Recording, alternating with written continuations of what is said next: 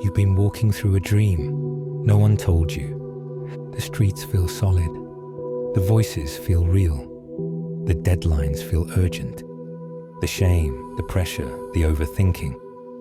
All of it feels like it must mean something. Arguments feel personal. Expectations feel final. Your past, set in stone. And the future, like a shadow looming just out of reach, waiting to decide your worth. But have you ever paused? Not to analyze, not to escape, but just to become still, to let silence stretch beyond discomfort, long enough to feel the cracks, that flicker where everything starts to feel odd, temporary, unreal. And in that flicker, you notice something. You've been reacting to a version of life that was never the whole story. It was a mental echo, a patterned reflex, a program passed down and picked up without your permission. You start to see how often you've mistaken habit for truth, urgency for importance, emotion for direction, the judgment that wounded you, forgotten by everyone but you, the pressure you carry, fiction held in muscle memory, the thing you chase to feel enough. It was never the point. We are born into agreements we never signed, that your value is measured by achievement, that love must be earned, that stillness is laziness, that pain is proof. And you act these out daily, not because they're true, but because they're familiar. But what if you paused? Not to fix anything, just to see. Every emotional spiral, every triggered reaction isn't always a truth. Sometimes it's just an old actor repeating a role you never auditioned for. You are not the actor. You are the one watching the scene unfold. There's a version of you, not numb, not distant, but awake.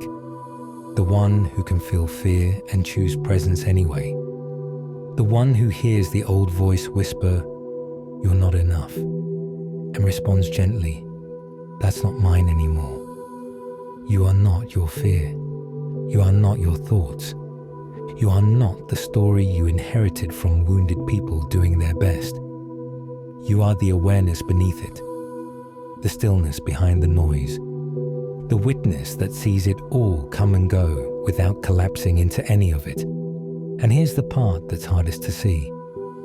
The illusion doesn't just come from out there. It lives in here, in your own nervous system, in the echoes of pain that never got to leave. You walk into a room. Nothing said, nothing wrong, but something inside tightens. You call it intuition. But often, it's just memory, trying to keep you safe from a danger that isn't here anymore. Your body learned how to brace, how to flinch, how to expect the worst before anything even begins. And then it calls that pattern truth. But it isn't truth, it's protection. And protection is not always perception. You're not broken, you're just patterned.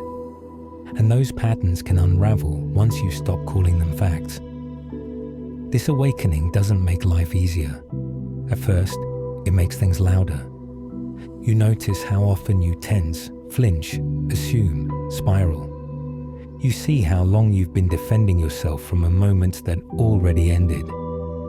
You start catching the ghosts you were still fighting. And once you see it, you can't unsee it. Real power doesn't come from controlling the illusion. It comes from seeing through it, without being seduced by it. You stop mistaking reaction for identity. You stop needing to win every battle. You stop living like you're still under threat. Not because you've transcended life, but because you've remembered who's watching it. There is a presence within you that is calm, clear, unshaken. Not a voice, not a belief, not a label, but a witness, an alert stillness that sees everything clearly and responds with wisdom instead of reflex. And maybe, just maybe, That witness is where the divine begins. So here's your invitation. For the next 24 hours, live like someone who knows the difference between reaction and reality. When tension arises, ask, is this the moment, or is this a memory? When doubt whispers, ask, is this my truth, or just a thought looking for proof? Breathe, observe, respond slowly. Don't escape the illusion, just stop worshipping it. Let life pass through you without making it your name. And if you're ready for that shift, drop the word clear in the comments, so I know you're not just waking up, you're choosing to stay awake.